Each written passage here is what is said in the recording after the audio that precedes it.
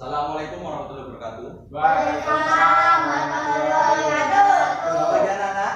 Baik. Bagaimana kabar kalian? Baik. Alhamdulillah. Nah, Bapak minta karena saat ini musim pandemi, kalian harus bisa jaga kebersihan diri dan juga rajin-rajin mencuci dan kaki kalau perlu. Oke. Baik. Salam sudah. Berarti sekarang kita absen dulu ya. Bapak absen dulu ya. Oke. Bayu, Pak. Nopan, Ya, Pak. Aga, Ada, Pak. so dulu lali aku. Nayam sama Mas Bambang. Ya, sudah hadir alhamdulillah. Oke, sebelum kita mulai pembelajaran, mari kita berdoa bersama-sama. Bismillahirrahmanirrahim. Oke, pembelajaran hari ini adalah tema 3 yang berjudul tentang benda di sekitarku. Pembelajaran 1, subtema 1, dan juga pembelajaran pertama. Oke. Sebelum kita mengarah ke pembelajaran, Bapak ingin kalian perhatikan kelas yang di sini. Sudah? Nah, jika sudah memperhatikan, Bapak ingin setiap satu anak harus menyebutkan satu saja benda yang ada di sekitar sini. Oke, bisa? Bayu, kira-kira benda apa yang di sekitar sini? Almari. Agak. Lading. Oh, boleh. Soalnya Nopan. Ayo, enggak apa-apa. Kayak pas bunga. Oh, pas bunga. Terus? Topi boleh. Mas Bambang. Badang boleh ya. Nah, yang kalian sebutkan tadi adalah nama-nama benda. Terus kalian tahu nggak kira-kira apa sih yang dinamakan benda itu apa? Ada yang tahu nggak benda itu apa? Ya lading segala apa guys. Oke, saya jelaskan ya. Benda adalah sesuatu yang memiliki massa dan menempati ruang. Dan juga benda bisa mengarah kepada seseorang ataupun suatu tempat. Pak, massa itu apa sih? Nah, massa itu adalah sesuatu yang dapat diukur. Contoh, ini kertas. Kertas ini dapat diukur, maupun tingginya maupun beratnya. Nah, maka dari itu ini dapat dikatakan sebagai benda. Menempati suatu ruang. Contoh, manusia dapat pergi ke rumah atau pergi ke suatu ruangan. Ataupun air dapat masukkan ke wadah. Maksudnya ke suatu tempat itu pasti benda itu dapat dimasukkan ke suatu wadah. Nah, jika seperti itu maka ada pertanyaan, cahaya itu termasuk benda ataupun bukan? Bukan. Kenapa? Karena cahaya tidak memiliki massa. Maksudnya cahaya tidak dapat kita ukur. Maksudnya itu kita tidak dapat mengukur cahaya, beratnya berapa, tingginya berapa, kita tidak pernah tahu cahaya. Terus tidak dapat menempati suatu ruang. Karena kenapa? Kita tidak mungkin bisa memegang cahaya lalu kita masukkan ke dalam toples, tidak bisa. Kecuali kalau wadahnya kita masukkan, kita arahkan ke cahaya itu, tapi tidak dimasukkan ke dalam suatu ciri-ciri ada di. Dari sini ada yang ditanyakan? Ada, oke. Baik. Nah, benda secara garis besar itu ada 2. Cirinya ada 2. Yang pertama adalah benda hidup dan juga benda apa? Benda mati. Nah, kira-kira ada yang tahu nggak ciri-ciri dari benda hidup itu seperti apa? Ya, Pak. Tumor. Enggak, maksudnya ciri-ciri. Yang dikatakan benda hidup itu maksudnya gimana? Yang berkembang biak. Ya, berkembang biak. Terus, Bayu mungkin tahu? Tidak tahu. Baik, saya jelaskan ya. Maksud dari benda hidup itu merupakan benda yang memerlukan makanan, memerlukan minuman, memerlukan pernapasan, dan juga mengalami pertumbuhan. Bayu, sebelum agak perhatikan ya. Terus dapat tadi sama mana tadi? Bergerak, membutuhkan makanan, terus kemudian bernafas dan juga mengalami perkembangan. Perkembangan itu maksudnya bisa tumbuh dan mengalami perkembangbiakan. Lalu mobil itu termasuk benda hidup atau benda mati? Mati. Kenapa? Oh. Karena mobil tidak membutuhkan makanan. Meskipun mobil bisa bergerak, tapi sejatinya dia bukan makhluk hidup. Kalau makhluk hidup saya mesti kaya karena bisa beranak. Nggak bisa. Mobil itu nggak bisa beranak. Jadi tidak dikategorikan sebagai benda hidup. Dari sini ada yang ditanyakan? Tidak ada. Baik. Jadi dapat disimpulkan benda itu merupakan sesuatu yang memiliki massa. Yang memiliki massa itu yang gimana sih Bang? Yang dapat diukur dan juga menepati suatu ruang. Maksudnya itu memiliki wadah. Jika kita dapat memasukkan ke suatu wadah. Terus kemudian secara garis besar benda itu juga menjadi dua, benda hidup dan juga benda mati. Ciri-cirinya sudah saya jelaskan tadi dan juga sudah ya, cahaya matahari itu bukan benda karena cahaya matahari tidak bisa dimasukkan ke dalam suatu wadah ataupun tidak dapat kita ukur. Jadi sesuatu yang tidak dapat kita ukur maka itu bukanlah termasuk dari kita dan benda. Oke, manusia, hewan dan tumbuhan itu merupakan benda. Batu, gelas dan buku itu juga merupakan benda karena bisa kita ukur dan juga memiliki dapat kita masukkan ke suatu rumah. Dari sini ada yang tanyakan? Jika tidak ada, agar lebih paham lagi, Bapak ingin kalian membaca halaman 2. Bapak tunjuk saja ya untuk teman-teman yang lain memperhatikan yang satu dibaca dengan keras. Bayu, halaman 2 coba kamu baca. Benda di sekitar kita. Apakah benda itu manusia, hewan, dan tumbuhan merupakan benda? Batu, gelas, dan buku juga benda. Dapatkan kamu melihat perbedaan manusia, hewan, dan tumbuhan merupakan benda hidup, sementara batu, gelas, dan buku merupakan benda mati. Benda mati adalah segala sesuatu. Benda adalah sesuatu. Benda adalah sesuatu yang menempati ruang dan mempunyai massa. Benda itu ukur dengan cara ditimbang manusia. Stop. Oke, bentuknya lempang. Yang bentuknya itu manusia, hewan, dan tumbuhan. Yang paragraf kedua, yang ini loh Mas. Bukan manusia, manusia, hewan, dan tumbuhan ini. Ini. Manusia, hewan, dan tumbuhan, batu, dan buku. Mengenai uang, benda-benda itu juga dapat Ditimbang. Terus bagaimana membedakan benda dan bukan benda? benda. Bagaimana dengan panas? Cahaya dan panas bukan cahaya. Bukanlah benda. Cahaya dan panas tidak menempati ruang. Cahaya dan panas tidak dapat ditimbang. Ya, jadi penjelasannya adalah benda-benda di sekitar kita itu memiliki massa dan juga dapat ditimbang serta menempati suatu ruang. Manusia, hewan, dan tumbuhan itu sejatinya juga termasuk benda. Karena apa? Karena dapat menempati ruang, terus lagi apa lagi? dapat diukur. Ya, dapat diukur. Tapi termasuk Bambang toh. Yang lain kan masih belajar. Cahaya dan panas itu bukanlah benda karena cahaya dan panas tidak dapat menempati ruang. Nah, jadi cahaya matahari itu kita tidak dapat memegangnya, jadi kita tidak dapat kategorikan sebagai benda dan cahaya itu tidak bisa diukur. Gimana kalau mengukur cahaya? Mungkin kecepatannya bisa, tapi sejatinya yang dimaksud massa ini adalah massa yang identik dengan sesuatu yang dapat kita indera, contohnya berat dan juga panjang. Bukan dari sini alat ukur saya. Oke. Jika sudah, coba kalian perhatikan halaman 3. Nah, panas api unggun, panasnya bukan api unggun. Itu termasuk benda atau bukan? Panasnya bukan, ya bentar Mas Nopan. Terus minyak goreng itu benda atau bukan? Bukan. Benda. Bayu. Kalau cahaya matahari, cahaya lampu nih. Bukan. Karena tidak pakai ukur. Terus ember, Benda. es, Bukan.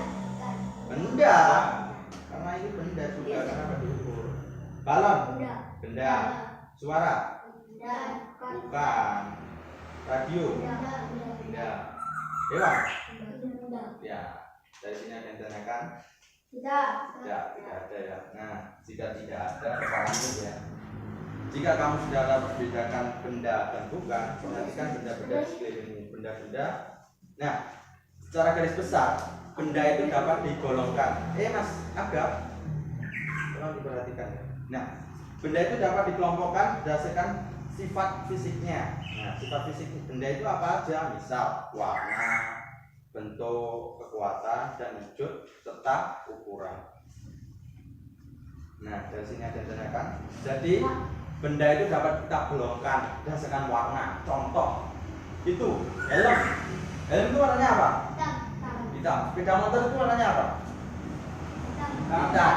Jadi kalau kita golongkan secara berdasarkan warna, maka helm dan motor itu merupakan satu warna, yaitu warna hitam. Jadi itu maksudnya itu bagaimana sih Pak? Ya, yang dikelompokkan itu berdasarkan bentuk sifatnya, fisiknya maksud saya. Warnanya bisa, bentuknya bisa, kekuatannya bisa, dan juga wujudnya atau ukurannya juga bisa. Dari sini ada yang tanyakan? Jika tidak ada, langsung saja ke halaman 5. Nah, kalian buka halaman 5. Bapak ingin karena di sini ada 5 anak, kalian membentuk 2 kelompok. Novan, Bayu, Aga satu kelompok. Ini saya Nayon sama Mas Bambang satu kelompok. Oke? Bisa merapat ya? Iya, yang halaman ini, halaman 5. Halaman 5.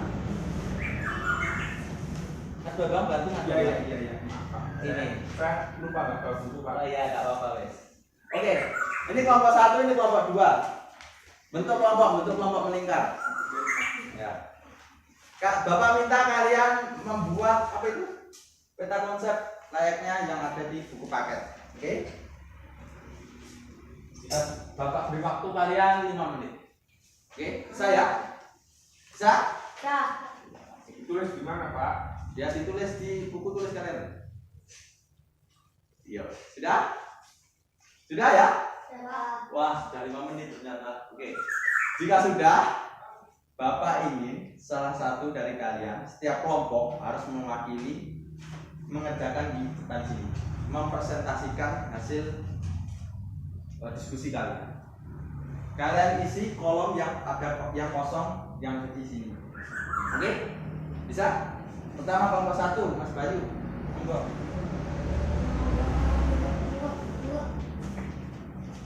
Ya, situ. Benda itu jenisnya ada berapa? Benda hidup dan juga benda apa?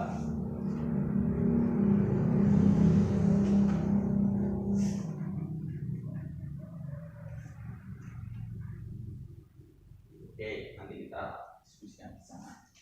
Selanjutnya, siapa ya? Nopan ya, Nopan. Monggo Pak.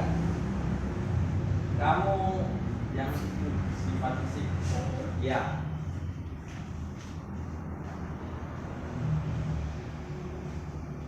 Baik. Anggap saja papan tulis.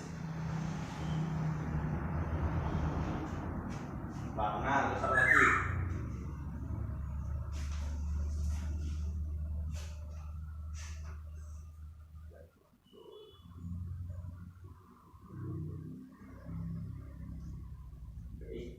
Lanjut ke ciri, Mas Bambang, monggo. Gak apa-apa. Ayo. Apa tadi? Mempunyai masa dan Menempati ruang. ya, pinter.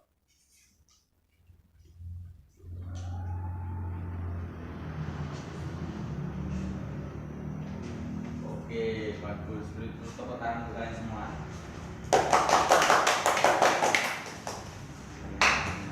Nah, udah ya, kita tentukan bersama ya. Oke, benda itu jenisnya ada 2, yaitu benda hidup dan juga Mati. Terus benda sifat fisik itu dikelompokkan menjadi 3, yaitu pertama ukuran, yang kedua warna, dan juga bentuk. nah, maksudnya itu benda itu dapat digolongkan berdasarkan ukuran, warna dan juga bentuknya. Maksudnya digolongkan itu gimana sih Pak? Dikelompokkan. Itulah cara Jawanya. Oke, berikutnya ciri. Ciri benda itu ada dua. Satu mempunyai massa dan menepati Uang. ruang. Maksudnya itu menepati ruang itu gimana sih Pak? Menepati ruang itu dapat dimasukkan ke dalam suatu wadah. Benda cair dapat dimasukkan wadah bisa. Benda padat bisa. Kenapa? Karena sejatinya itu merupakan benda. Maksud saya begitu. Kalau benda cair itu mengikuti wadahnya. Contoh, kalau kita memasukkan air ke dalam gelas, maka bentuknya itu seperti apa? Gelas kan? Nggak mungkin seperti sepeda motor. Kalau benda padat itu nggak bisa mengikuti wadahnya. Kalau kita masukkan ke dalam keranjang atau apapun, yang namanya benda padat tetap sama, nggak mungkin beda ataupun berubah seperti wadahnya. Dari sini ada ditanyakan? Nah, jika tidak ada kita lanjut ya. Coba kalian ke halaman 6. Nah, coba kamu perhatikan gambar-gambar yang ada di sana. Nah, di situ ada penggaris, meteran dan juga apa itu? Meteran roll dan juga meteran tukang. Nah, benda-benda di atas itu namanya apa kira-kira? Itu nama itu, yang seperti kayu itu. Halaman 6. Ini bener. Ini loh, Kak. Nah, sudah. Ini, nah. Nah, ini. Nah, itu. Sudah. Nah. Sudah ya? Nah, itu adalah namanya adalah alat ukur. Tadi kan sudah dijelaskan bahwa benda itu harus dapat diukur. Nah, itu adalah salah satu. Keempat benda tersebut adalah alat ukur untuk mengukur benda. Yang pertama itu apa namanya? Penggaris, pinter. Terus yang kedua? Meteran, boleh ya. Terus ketiga? Meteran roll. Yang panjang itu untuk mau ya. Ya, yang keempat. Yang keempat itu meteran tukang, guys, yang kemudian yang pedorol ya soalnya. Baik. Nah, keempat benda tersebut itu adalah nama-nama dari alat ukur. Nah, kegiatan mengukur itu apa? Kira-kira ada yang tahu nggak? Pengertian dari kegiatan mengukur? Nggak ada yang tahu. Mengukur merupakan kegiatan membandingkan yang tujuannya untuk mencari ukuran panjang boleh, lebar boleh, berat boleh. Nah, yang dikatakan benda, yang dapat dikatakan benda itu kan harus mempunyai massa. Nah, massa sendiri kan kegiatan menimbang. Jadi benda itu dapat diukur melalui ini alat ukur. Nah, nanti jika kita sudah mengetahui alat ukurnya, kita akan menemukan satuan. Dalam penggaris, satuan itu digunakan yaitu penggaris itu menggunakan satuan sentimeter. Untuk meteran roll kita mungkin bisa juga sentimeter. Mungkin Pak. Ya, sama juga. Tapi kalau meteran tukang itu ada juga meteran, ada satuan meternya. Dari sini ada yang tanyakan? Karena kalian akan melakukan kegiatan mengukur ya. Di sini ada yang bisa mengukur? Saya kira sudah bisa semua ya. Karena kalian itu sering gambar atau apa itu pas sebelumnya.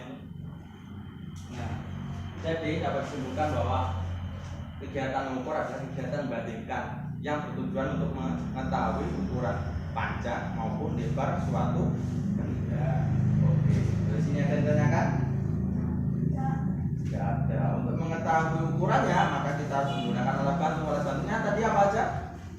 Penggaris, meteran roll, sama meteran tukang.